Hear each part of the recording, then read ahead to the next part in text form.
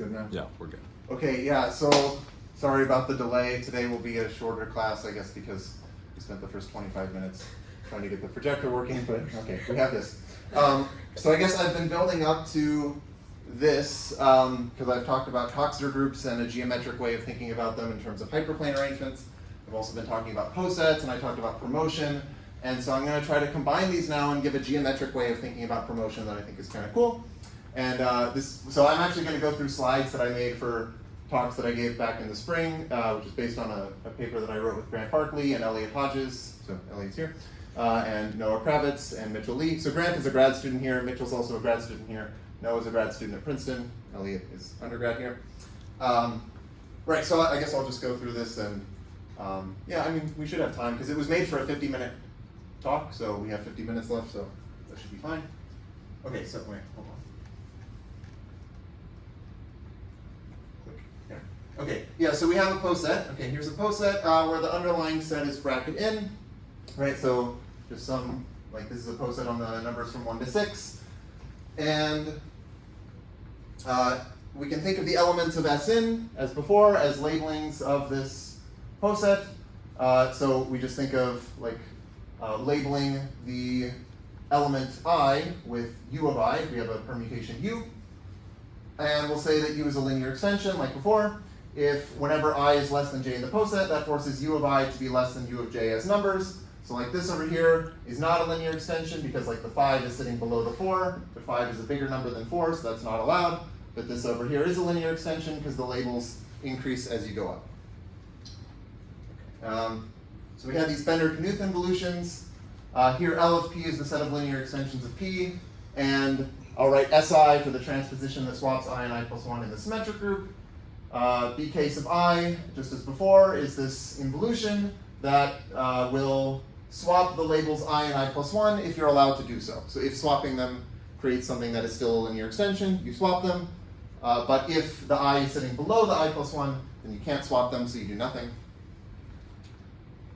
So here are some examples. So we have this linear extension of this poset. If we apply B case of 1, we look at the labels 1 and 2. We see that we can't swap them because the 1 is below the 2, so we do nothing. If we apply B case of 2, 2 and 3 are on incomparable elements, so we can swap them. So we do that. Okay. And okay, so there was this promotion operator that I was talking about before, which is what you get by doing B case of 1, and then B case of 2, and so on, all the way to B case of n minus 1. And then I guess I didn't talk about this, but there's another map called evacuation. And evacuation is what you get by doing B case of 1, B case of 2, all the way to B case of n minus 1. And then you do B case of 1, B case of 2, all the way to B case of n minus 2. And so on until eventually you do B case of 1, B case of 2, and then you do B case of 1 at the end. So this is another related map that is interesting for various reasons. These sort of have applications in the theory of tableau and the Robinson-Shenstedt correspondence. One cool thing about evacuation, which I think I will ask you to prove on the next p-set, it is that it's an involution. So if you do evacuation twice, you get back to where you started. Okay, so then I mentioned this last time. I have this paper with Noah where we define these non-invertible Bender-Knuth toggles. So tau sub I is a map from S in to S in, and it's defined by saying that if the label I is below the label I plus 1, you do nothing, but otherwise you swap the I and the I plus 1. So here are the 3 examples. I think I probably had this example last time in class, but if you remember, if I apply tau 1 to this labeling, I see that the 1 is above the 2, so I swap them so that I put them into the correct order. If I do tau 2, I see that the 2 is below the 3 here, so I do nothing. And if I look here at the 3 and the 4, then I see that they are on incomparable elements, so I swap them. Okay. So then we could define this extended promotion and extended evacuation, which are basically the same things that we had before, except we replace the BKs with taus. So extended promotion is where you do tau 1, tau 2, all the way to tau n minus 1. And for extended evacuation, you do tau 1, tau 2, all the way to tau n minus 1, and then tau 1, tau 2, all the way to tau n minus 2, and so on, until you do tau 1, tau 2, and then tau 1. And one of the things that we proved, which I mentioned last time, is that if you do extended promotion n minus 1 times to anything in S in, you'll get a linear extension. You could write that this way by saying that like you apply pro to the n-1 to all of Sn. That's like, it's going to project you in some sense to the set of linear extensions. We also showed, I guess, that if you apply extended evacuation to any permutation in Sn, you get a linear extension. Okay. So what is going on here? So this is some poset with 4 elements. And these are the linear extensions in this sort of shaded set. And then these are just some other labelings that are not linear extensions. And here I guess I'm just illustrating what happens if you do, say, extended promotion 3 times. So here n is 4, so I want to do it 3 times. Starting, let's say, here. Oh, I should say the blue arrow is representing tau 1, the pink arrows are representing tau 2, and the green arrows are representing tau 3. And if you do extended promotion 3 times, you do tau 1, tau 2, tau 3, then tau 1, tau 2, tau 3, and then tau 1, tau 2, tau 3, and you can see you end up at a linear extension. And also if you do extended evacuation, you do tau 1, tau 2, tau 3, tau 1, tau 2, tau 1, so you end up at a linear extension. Okay. So what we wanted to do was generalize this in 2 ways. We wanted to define these non-invertible Bender-Knuth toggles. So we wanted to do this for any Coxeter group, and we wanted to just apply the toggles in an arbitrary order. So it's not hard to do them in any order because you just pick a different order and you do them in a different order. But the interesting thing here is trying to do it for other Coxeter groups, which I think I've sort of alluded to already. Okay, but here's, again, like a refresher on this way of thinking about things geometrically. So we have this space V star, which is the dual of our space V. You can think of V star as the set of points in Rn whose coordinates sum up to 0. I guess I wrote it as like Rn mod out by the span of the all ones vector, but it's sort of the same thing. So you can identify this with r to the n-1. And as before, H sub ij is this hyperplane in V star consisting of the points where the ith coordinate equals the jth coordinate. And then the set of all of these hyperplanes is the nth braid arrangement. And so we've seen that we can think about the symmetric group as, for example, the group generated by the reflections through the hyperplanes in the braid arrangement. So Sn is going to act on V star also by permuting coordinates. And this allows us to identify elements of Sn with the regions of this hyperplane arrangement, which is the braid arrangement, in the same way that I did before. An explicit way of making this identification is to say that a permutation W should correspond to the set of points satisfying these inequalities, x of W inverse of 1 less than or equal to dot dot dot less than or equal to x of W inverse of n. This is just like explicitly how you can write down, I don't know if I did this before, but this is explicitly how you can write down the correspondence between permutations and regions of the braid arrangement.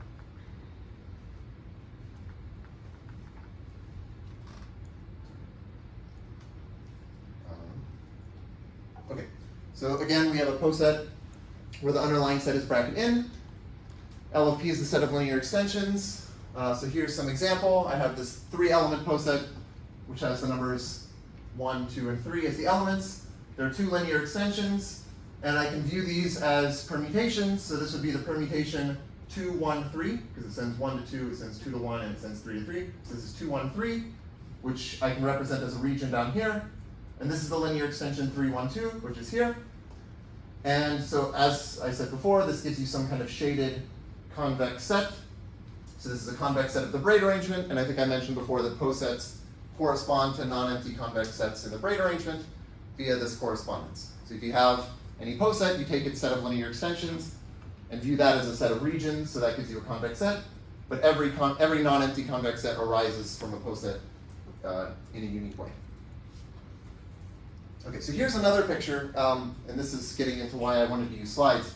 So this is for S4, but I'm doing the same thing that I did on that day when I showed the shards, where I have this hyperplane arrangement, the braid arrangement in this 3-dimensional space, but I don't want to draw the 3-dimensional picture, so I draw a sphere centered at the origin, and each one of these hyperplanes intersects the sphere in some great circle, and then I do the stereographic projection to the plane, so that each hyperplane is represented now by a circle. So I have these 6 circles, which are these hyperplanes, like here's H12, H13, H24, H34, H14, H23, okay? And then there are 24 regions here, including this one on the outside. Those correspond to the 24 permutations in S4. And I guess, I don't know if I can, yeah, maybe I can zoom in on this so it's easier to see.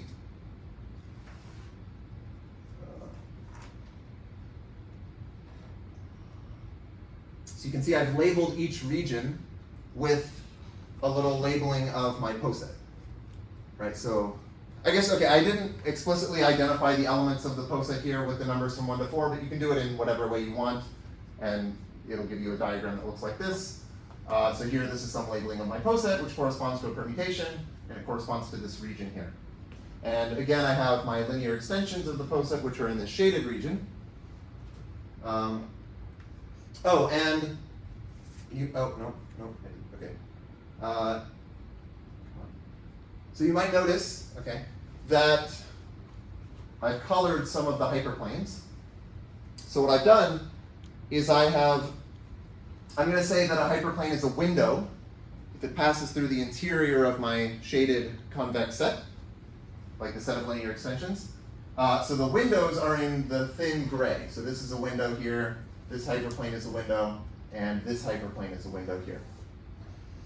And then if something is not a window, I'm going to call it a one-way mirror. And the one-way mirrors are colored in yellow and red, so that the convex set is on the red side. Right, so like here I have a one-way mirror because it does not pass through the interior of the shaded set. And the shaded set is like on the inside, so I've colored red on the inside and yellow on the outside. And so if you see what happens when I'm doing these Bennard Knuth toggles, like if I apply tau 1 here, while I look at the numbers 1 and 2, I see that the 1 is above the 2. So I swap them, so that now the 1 is below the 2. And you can think of this as saying that I'm putting the 1 and the 2 into the correct order. So it's like I'm getting closer to a linear extension.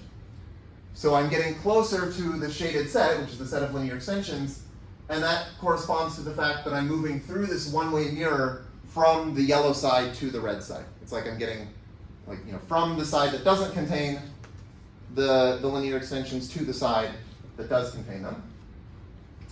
But you could also look at, like, if I apply tau 2 to this one, so tau 2 is in pink. Here I look at the 2 and the 3, and I see that they're incomparable.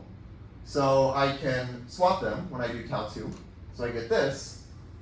And that corresponds to moving through this window. But if I applied tau 2 again to this, if I were here and I did tau 2, then I would just swap them back, which would move me back through the window. So the reason it's called a window is because it's like you can move in either direction through a window.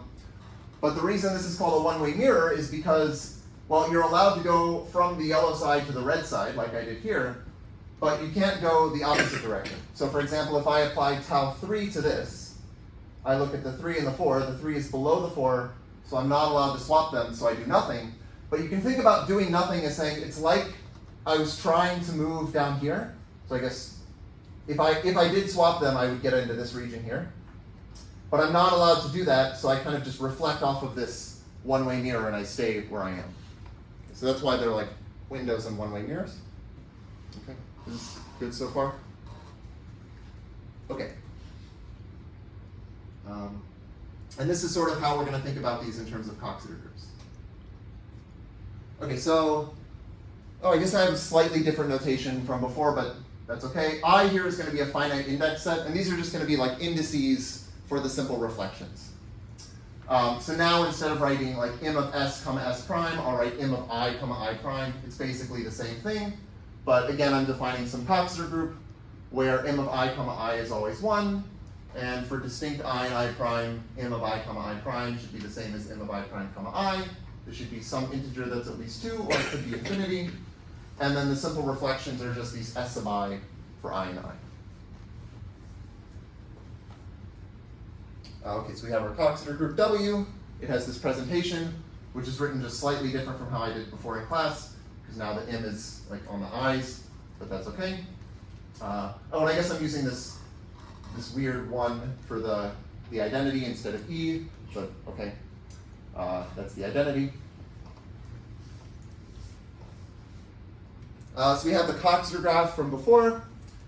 Here, I guess the vertex set will be I instead of the set of simple reflections, but it's basically the same thing. And again, if we have two vertices I and I prime, then we connect them by an edge whenever m of I comma I prime is at least 3. And if it's equal to 3, then we draw, so we label it with m of I comma I prime, except if the label is 3, then we draw it using invisible ink. Okay? And the example that I had before is this is the Coxeter graph of Sn. It's just a path graph where all of the edges are labeled by 3. Okay, so again, we have the Coxeter arrangement.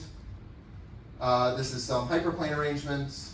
There's a way of identifying the elements of the group with the regions, but except, as I said before, not all of the regions correspond to elements, not all of the regions correspond to elements of the group. So if you take the regions that actually do correspond to elements of the group, you get the Tietz cone.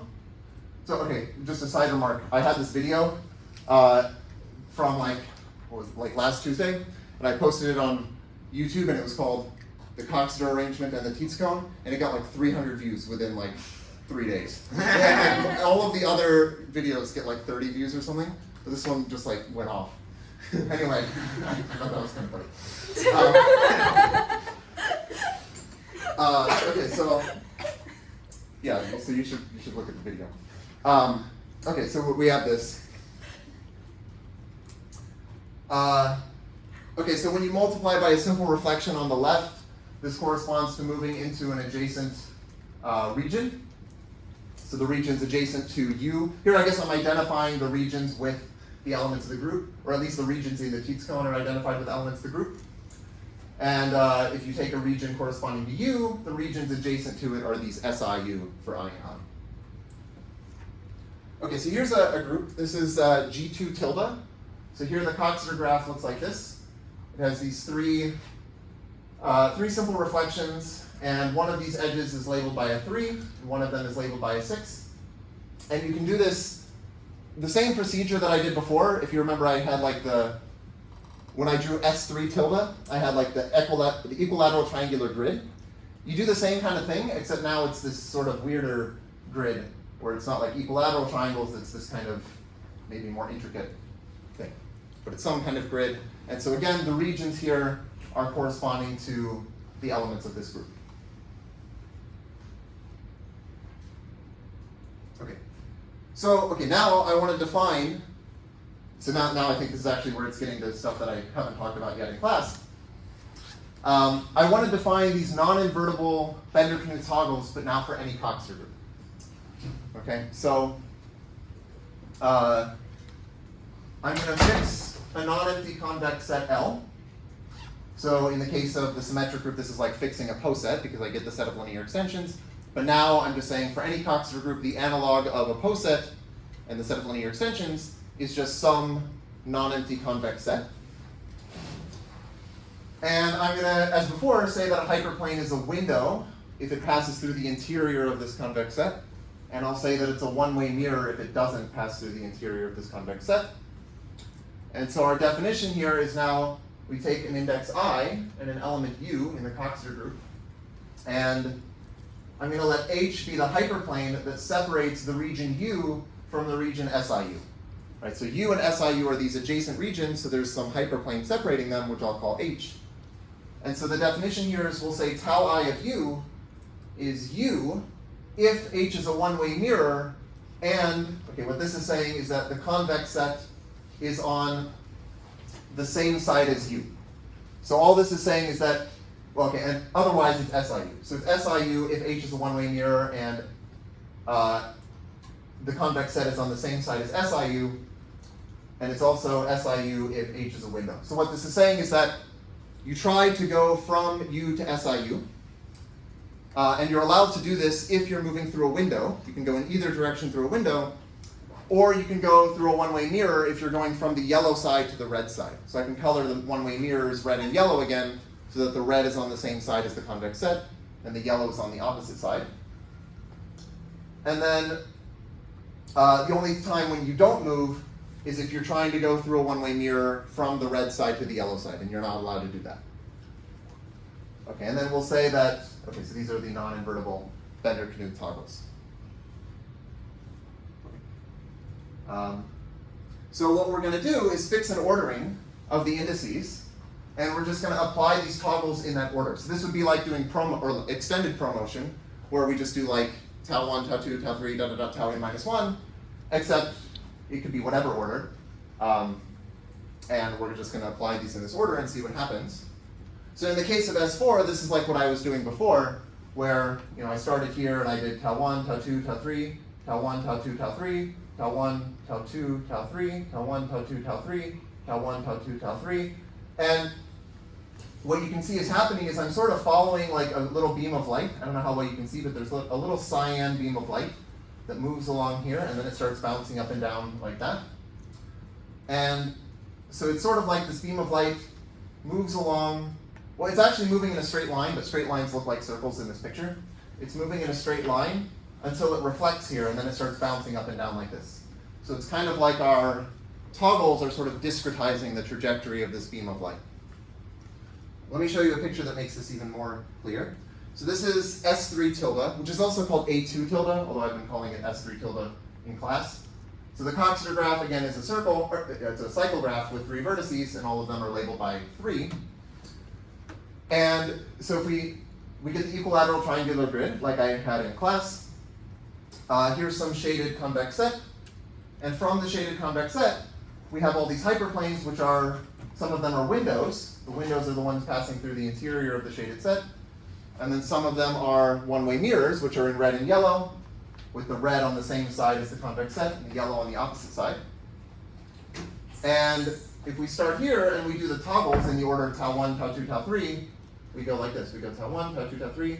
Tau 1 reflects here, and then you do tau 2, tau 3, tau 1, tau 2, tau 3, like this. Then you reflect here, and you start going in here. And then you start bouncing around like this in the same way that a beam of light would bounce around in this shaded set. So here, like there's this area called mathematical billiards, which is a subfield of dynamics, and it tries to study like the trajectory of a beam of light like this, often bouncing around in some kind of set like this. But there are a bunch of different variations of billiards. And this is kind of like a combinatorial version of billiards, where well, things are very rigid and constrained in some sense. Like the beam of light is sort of moving in a particular direction. It's not like some arbitrary random direction. It's like moving in a very particular direction. And we can kind of discretize it by just keeping track of like this sequence of arrows. It's like a sequence of triangles that the beam of light is moving through. But I have, if you see this little cyan beam of light that's moving along like this. Okay. Let me show you another picture. Okay, so this is really why I wanted to use the slides. Okay, so this is the Coxeter group with this Coxeter graph. So there's a 3 labeled here and a 7 there. This is called the 2, 3, 7 triangle group. And it's living in a hyperbolic space. So let me make a sort of side remark here. I think I mentioned at one point that you have this bilinear form that's defining the action of the Coxeter group on the space. And I said that if the bilinear form is positive definite, then you get a finite Coxeter group. This is actually if and only if. And in that case, you can think of it as living sort of in a spherical geometry. So in the way, like when I talk about S4, I said you sort of draw a sphere, and you imagine just looking at that sphere. So sometimes these finite Coxeter groups are called spherical Coxeter groups because they sort of naturally live on a sphere. Now, if the bilinear form is positive semi-definite but not positive definite, then you get what's called an affine Coxeter group, and these sort of live in Euclidean spaces. So when I had the equilateral triangular grid like this was an example of an affine Coxeter group because it's living in this 2-dimensional Euclidean space. So we have spherical geometry and we have Euclidean geometry, and then all of the other Coxeter groups are just like crazy things. This one lives in a hyperbolic space, so we can draw it in the Poincare disk like this. So these lines are actually hyperplanes in the Coxeter arrangement.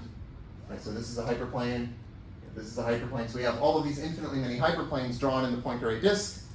But as you get into like crazier Coxeter groups, you can get crazier geometry happening. Anyway, this one is in the Poincare disk, and we have all these hyperplanes. Maybe one thing I should point out is that you can kind of see from this picture that you have this Coxeter group. Basically because if you look at one of these vertices where hyperplanes are intersecting, that's actually what I was calling a full rank 2 subarrangement. Right? Like you look here, you look at all of the hyperplanes passing through that vertex, that's a full rank 2 subarrangement of this Coxeter, the hyperplane arrangement. And here, for this vertex, it contains 14 hyperplanes. Or sorry, 7, what? 1, 2, 3, 4, 5, 7 hyperplanes, but it has like 14 regions around it. And that 7 corresponds to this 7 here. But if I took a different vertex like this one, that has 2 hyperplanes passing through it, and that corresponds to the fact that like between the 1 and the 3, there's like a 2. There's no edge, but that corresponds to like a 2 in the definition of the Coxeter group. And then like if I took here, this vertex has 3 lines, 3 hyperplanes passing through it, and that corresponds to this 3 that's here in invisible ink. And you can see if you take any vertex, it'll either have like 7 hyperplanes passing through it, or 3 or 2, and that's how you can see that this should correspond to this 2, 3, 7. But just in the same way as before, we have this shaded set, which is a convex set here because I mean, it looks kind of not convex like from a Euclidean perspective, but in a hyperbolic perspective, this is convex because it's an intersection of half spaces. And if we start here and we do the toggles, then we go tau 1, tau 2, tau 3, tau 1, tau 2, tau 3, tau 1, tau 2, tau 3, tau 1, tau 2, tau 3, and so on. And you can see there's this little beam of light that's moving along in a hyperbolic space, and then it starts bouncing around like this, actually. Yeah, so it's kind of weird here, but it ends up doing this over and over. Okay.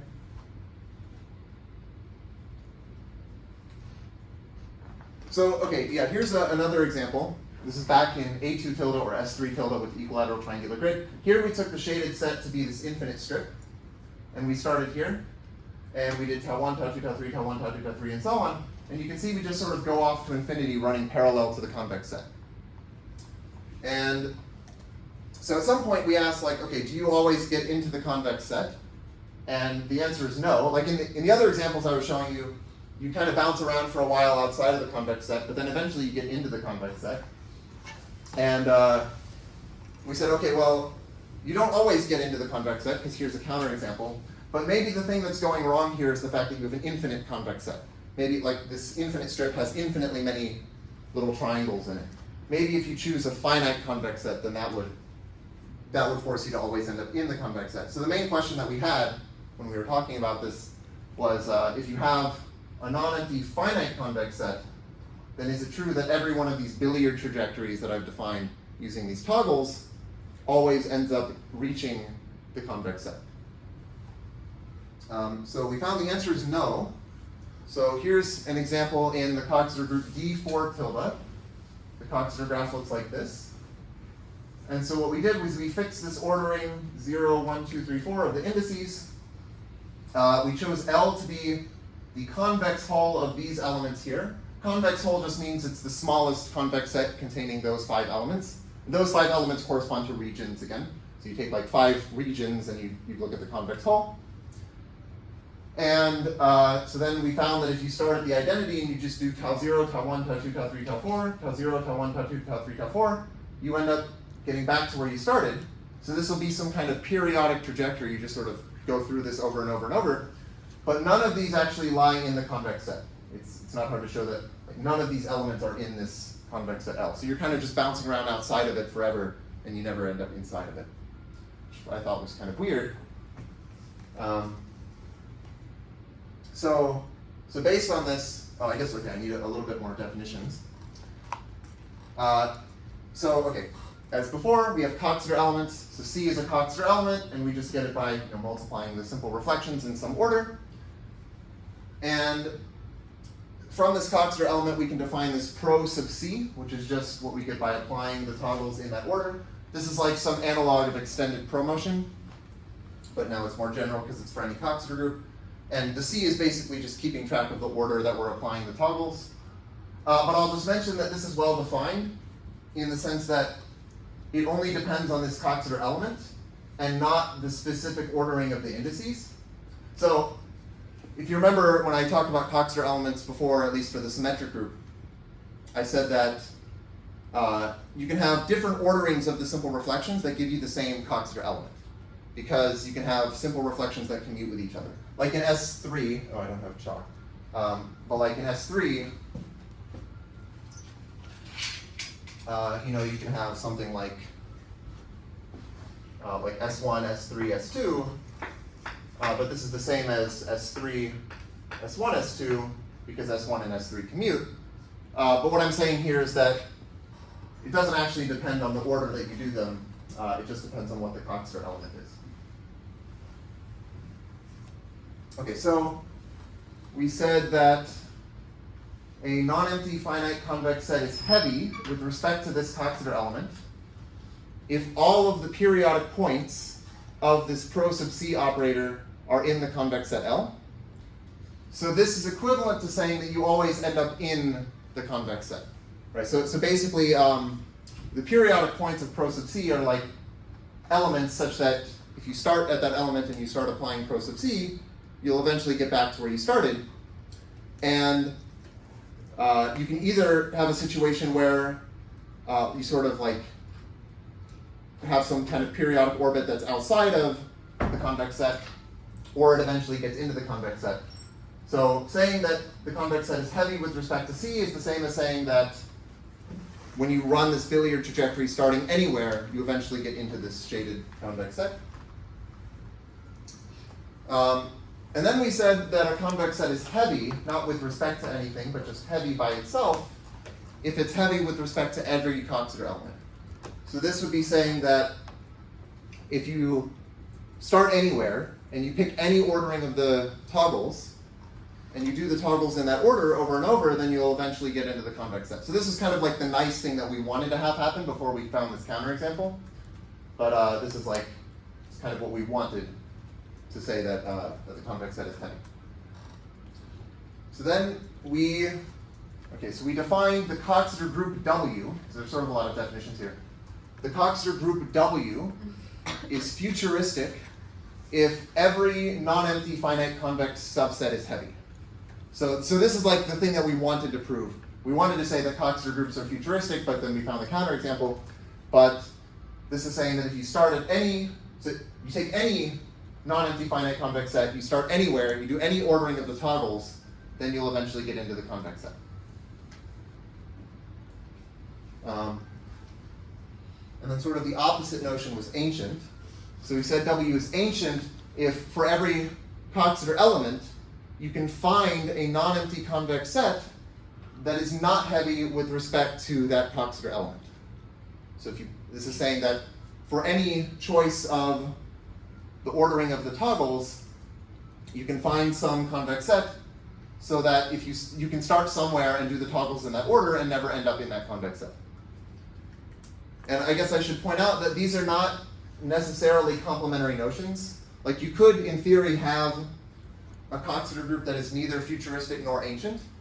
This would mean that you can have some Coxeter element, C, such that every non-empty finite convex set is heavy with respect to C, but you have a different Coxeter element, C prime, such that there is some non-empty finite convex set that is not heavy with respect to C prime.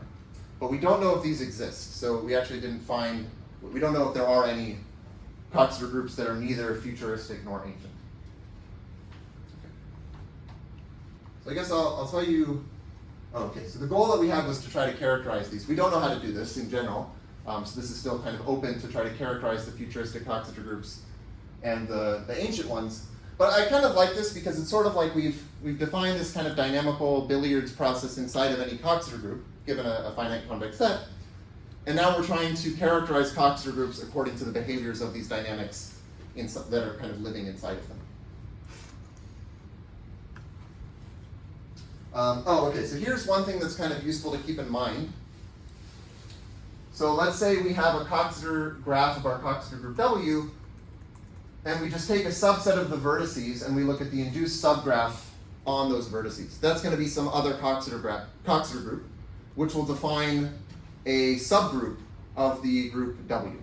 So if I let W sub j be the Coxeter group whose Coxeter graph is the subgraph of gamma W induced by the set J, this is some subgroup of W.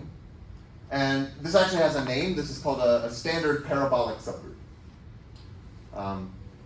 And so what we showed is that if you have a futuristic Coxeter group, then every standard parabolic subgroup is also futuristic. And then also, if you have a standard parabolic subgroup that's ancient, then the entire group is ancient. So this is kind of useful to keep in mind, because it's saying, like, if you have some big Coxeter graph, and somewhere inside of it you can find some little subgraph, some induced subgraph that you know is ancient, then the whole thing is ancient. So if you want to characterize, say, the ancient Coxeter groups, then you just have to characterize, like, the minimally ancient Coxeter groups.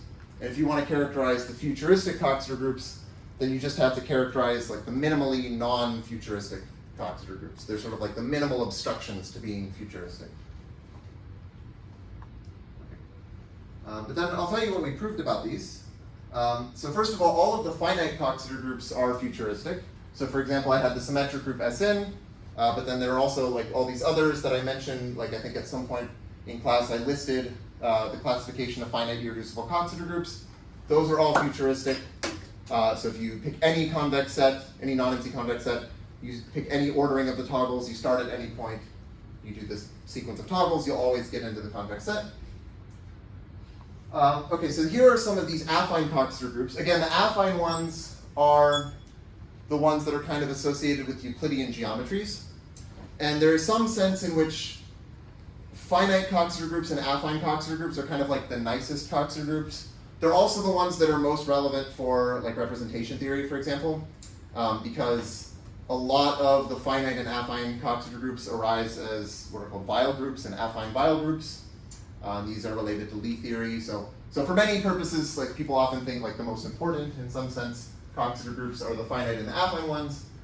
And we found that these classes of affine Coxeter groups, which is not all of them, this is not all of the affine ones, but these are futuristic. So there's A tilde, which is just the affine symmetric groups. So here, this is where it's like a cycle graph, where all of the edges are labeled by 3.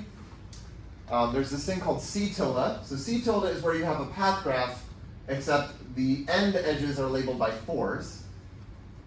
And then there's this G2 tilde, which I showed a picture of this earlier. This is where I had that, like, sort of weirder triangular grid in the plane, and that was this G2 tilde. And then I guess we also did a couple other things. A right-angled Coxeter group is a Coxeter group where all of the edges are labeled by infinity. So, like, if I have, I basically just draw some graph like this, and I say, okay, I'm going to label all of the edges with infinity. And the infinity just means that there's no relation, like, there's no pairwise relation between these simple reflections. So, like, if this was S and this was T, this infinity would be saying that S times T has order infinity in the group. So this is an example of a right-angled Coxeter group. We showed that those are futuristic. If the Coxeter graph is a complete graph, we showed that it's futuristic. And also we did all of the rank 3 Coxeter groups. So rank 3 just means that it has 3 simple reflections. And these are the ones that you can, most of the rank 3 Coxeter groups look like this hyperbolic thing that I was drawing earlier. Yeah, Mitchell. Can I ask a question? Yes. Why is it called futuristic? It's because there's this scene in the, because we have, like, the heavy thing. The reason it's called futuristic is because there's a scene in the movie Back to the Future when Marty goes, whoa, wait a minute, Doc, are you trying to tell me that my mother has got the hots for me? And the Doc says, precisely. And then Marty goes, whoa. And Marty goes, whoa, this is heavy. And then Doc says, there's that word again, heavy. Why are things so heavy in the future? So it's because everything is heavy in the future. Yeah. Right, so that's why it's,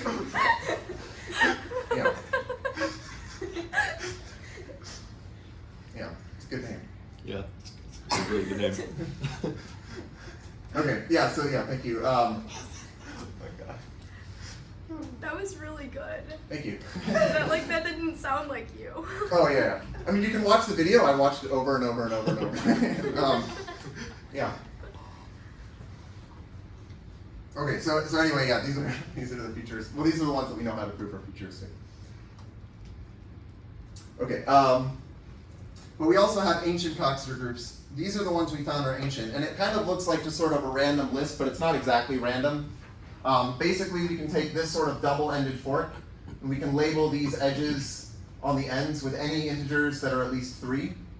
Right, so like A could be like 72, and A prime could be like 43, and B could be like 7, B prime could be 12 or something. That'll be an ancient Coxeter group. You can do the same thing with this single-ended fork, where this is a 4. These are all 3s in here, and B prime can be any integers that are at least 3. And then we have sort of these other weird ones. Except I should mention that this actually includes all of the irreducible affine Coxeter groups that were not on the previous slide. So actually this characterizes which affine irreducible Coxeter groups are futuristic. So there was affine type A tilde, C tilde, and G2 tilde, which are these, and we know those are futuristic. And I'll just say that there's a characterization of the irreducible affine Coxeter groups, and it's those 3 that I just mentioned, plus there's something called D tilde, which is basically this picture where A prime, B, and B prime are all 3. So like D tilde, I mean, I guess I can just write it. Like D tilde looks like this. If it's D in tilde, then it should look something like this.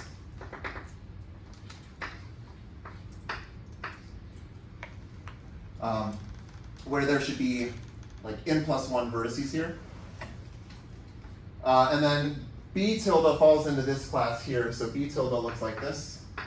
It's where you have a 4 here, and then you have like a path with a bunch of 3s. And then you have this sort of fork on the end where these are 3s. And then there are these exceptional ones. This is E6 tilde, this one is E7 tilde, this one is E8 tilde, this one is F4 tilde. And those are actually all of the irreducible affine Coxeter groups. So in the same way that there's this characterization that I listed one day in class for the finite ones, there's also a characterization of the affine ones. Okay. Oh yeah, and I have this other stuff, which I can do quickly. Right, so as before, we have this extended promotion and extended evacuation, which you get by doing these toggles in this specific order. And if you do, so we said that if you do extended promotion n minus 1 times to any permutation in Sn, you get a linear extension. And similarly, if you apply extended evacuation to any permutation in Sn, you get a linear extension. You might ask if there's something similar for other finite Coxeter groups, because the finite Coxeter groups are futuristic. So maybe I have one bit of stuff to define. So I think I've defined this before. A reduced word for an element of our Coxeter group is just a word that represents W, and it has the minimum possible number of simple reflections. And the length of this reduced word is called the length of W. Okay, so let's assume for now that W is finite. Then, okay, I don't know if I mentioned this, but there's a unique element of maximum length in a finite Coxeter group. It's called the long element. It's denoted by W naught. You can think about this geometrically if you think about the picture with the hyperplane arrangement, because there's some base region corresponding to the identity, and then there's like the negative of that base region, which should correspond to this W naught. Right, so like if I had just the obvious, like an easy picture in rank 2, like here might be my base region corresponding to the identity, and here's like negative base region, which corresponds to W naught. But the same is true in higher dimensions as well. So we're going to fix our non-empty convex set. And what we found is that if you take any reduced word for the long element, and you replace these s's with tau's, then this will send everything in W to the convex set. So this is like a generalization of this result about the extended evacuation, because I guess what I should say is that this extended evacuation, this definition, is obtained by taking a particular reduced word for the long element in Sn and replacing the s's with tau's. One thing I'll ask you to do on the P set is show that usual evacuation, which is with the Benner-Knuth involutions, that this is an involution. And you might ask if like you could do the same, if the same thing is true for any reduced word for the long element, but it's actually not true. So like it's possible to take some reduced work for the long element, replace the s's with these bk's, and you get something that's not an involution. But for this particular one, you get an involution, and yeah, so this is like a generalization of the fact that extended evacuation sends everything in S into a linear extension. Oh, and then also, so if you take any Coxeter element, okay, then you can define M of C to be like the smallest positive integer k, such that if you apply, oh, sorry, okay. M of C is the smallest positive integer k such that this, this word to the power of k, like this word concatenated with itself k times, contains a reduced word for the long element. Then this pro sub c to the M of C will send all of W to the set of to the convex set. So in the case when this is just the symmetric group Sn, and this is like S1, S2, dot, dot, dot, Sn minus 1, this special number M of C ends up being just N minus 1, which is why I had this theorem with Noah saying that extended promotion to the N minus 1 sends Sn to the set of linear extensions. But this is sort of a generalization of this, and you can compute what this M of C is using things called combinatorial AR quivers, or heaps. Okay, yeah, there were open questions, I guess. Yeah, we'd like to characterize the futuristic and ancient Coxeter groups. We don't know how to do this, but maybe there's progress that could be made. Oh yeah, so we'll say a Coxeter group is contemporary if it's neither futuristic nor ancient, and we don't know if these even exist. And then, so if you have a convex set that's not heavy with respect to some Coxeter element, that by definition means that pro sub c has some periodic points outside of L. You can ask like what they are. We'd like to have some kind of an algorithm for deciding whether or not a Coxeter group is futuristic. We don't know how to do this. In our paper, we only consider these sequences that you get by taking some like ordering of the indices, like ordering of the simple reflections, and just repeating it over and over. But there could be other interesting toggle sequences. I think this is kind of an interesting thing if you think about this in terms of billiards, because, like for example, if I took the equilateral triangular grid, let me see if I can draw this. Basically, what we were looking at corresponds to like sort of shining a beam of light like parallel to one of these hyperplanes. So you go like in this direction, but it could reflect, so then it points in that direction. Maybe it reflects again, like it could point in that direction. But there are basically like only 3 directions that it can point here. But you can imagine shining a beam of light in some other direction, like this direction, for example, and maybe that would give you some other interesting sequence that you could use. Oh, and I guess I'll also just mention this generalization. I don't know how much I need to, maybe I could just skip over this. Yeah, let's just skip over this. Okay, anyway, yeah. So, yeah, thanks. And this is from, I made this in Inkscape. I'm very happy about it. This is like the Back to the Future logo, but it's thank you, so yeah, thanks. Anyway, yeah, so that is, I think that's basically, we're at the very end of class, so this worked out perfectly. We got the projector set up in time. Are there any questions? Okay, cool. Yeah.